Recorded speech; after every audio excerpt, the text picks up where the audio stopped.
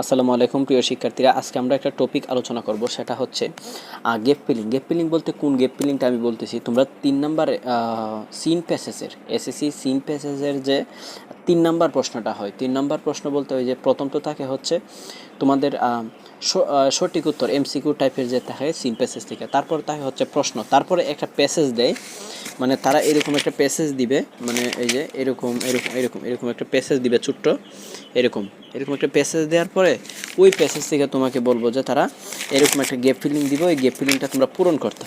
এই যে gap filling, আমি আজকে এই গ্যাপ ফিলিংটা তোমাদেরকে পূরণ করে দেখাবো, ঠিক আছে? কীভাবে গ্যাপ ফিলিংগুলো পূরণ করতে হয় জাস্ট একটু দেখো। এখানে বলছে হচ্ছে Pohela Boishakh is a traditional dash, মানে পহেলা বৈশাখ হচ্ছে একটা ট্রেডিশনাল কি ট্রেডিশনাল উৎসব, মানে এটা হবে ট্রেডিশনাল ফেস্টিভ্যাল। ফেস্টিভ্যাল কি উৎসব, ফেস্টিভ্যাল, ট্রেডিশনাল ফেস্টিভ্যাল। ফেস্টিভ্যাল যদি তুমি বলো, এই যে এইখানে কিন্তু ট্রেডিশনাল ফেস্টিভ্যাল পাইবা। ফেস্টিভ্যাল মানে হচ্ছে উৎসব। এই যে প্যাসেজটা, এটা হচ্ছে পহেলা বৈশাখ, পহেলা বৈশাখের যে ইয়াটা সিন প্যাসেজ তোমাদের এইটার থেকে, ওকে।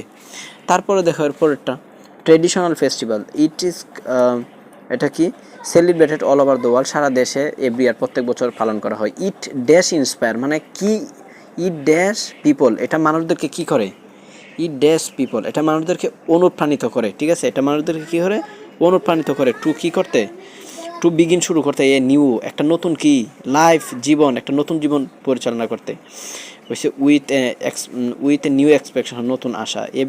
এভরি ওয়ান মানে প্রত্যেকে ওই দিনে কী করে, ওয়ার পরিধান করে, ক্লোথ অ্যান্ড আর্থ মানে ইট ক্লোথ, মানে ইট তারা খায়, ইটস খায়, ট্রেডিশনাল মানে ঐতিহ্যগত খাবার খায়, এবং পোশাক কী পরে, এখানে যদি এন্ডের আগে যেটা হয় পরে এটাই ইট ট্রেডিশনাল, আর এখানে ট্রেডিশনাল ক্লোথ মানে ঐতিহ্যগত পোশাক, এইখানেও এই ট্রেডিশনালটা হবে।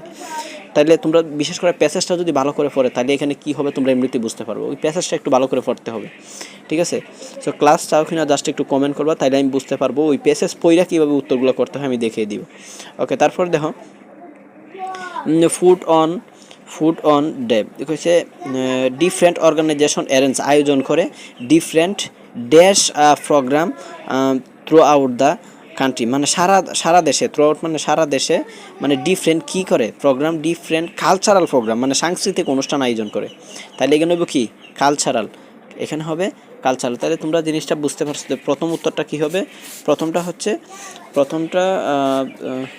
হচ্ছে ফেস্টিভ্যাল, FESTIBAL ফেস্টিভ্যাল। দ্বিতীয়টা হবে কি ইন্সপায়ার, INSPIRE ইন্সপায়ার্স। তৃতীয়টা হবে লাইফ, LIFE লাইফ।